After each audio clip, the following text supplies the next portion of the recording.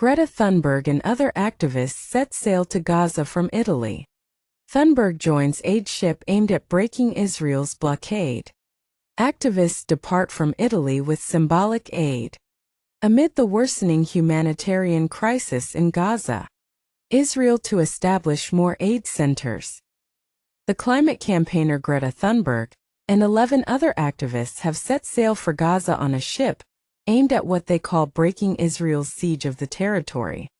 The boat, named Madleen, is operated by the Freedom Flotilla Coalition, a non-profit group that has long sought to challenge Israeli control of maritime access to Gaza. Organizers say the mission is not charity, but a form of nonviolent protest against what they described as Israel's illegal siege and escalating war crimes. Thunberg, who rose to global prominence as a teenage environmental activist, broke down in tears during a press conference ahead of the departure. While speaking, Thunberg said they are doing this because no matter what odds they are against, they have to keep trying. The activist added that no matter how dangerous the mission is, it is nowhere near as dangerous as the silence of the entire world in the face of the lives being genocided.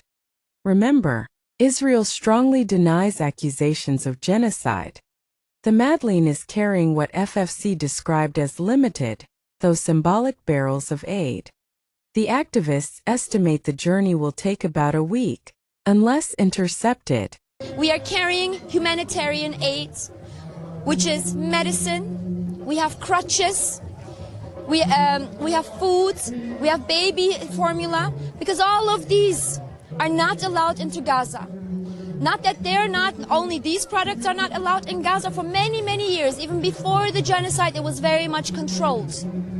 But since almost 3 months, we are seeing a total blockade around Gaza, an inhumane siege.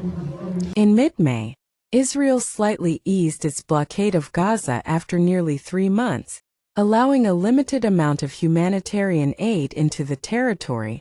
But experts have warned that Gaza is at risk of famine if more aid is not brought in.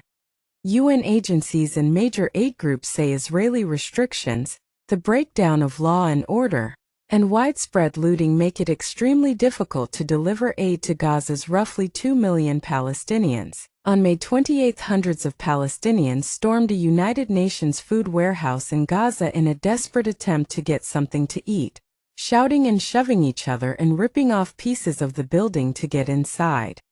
According to reports, at least 4 people died in the chaos.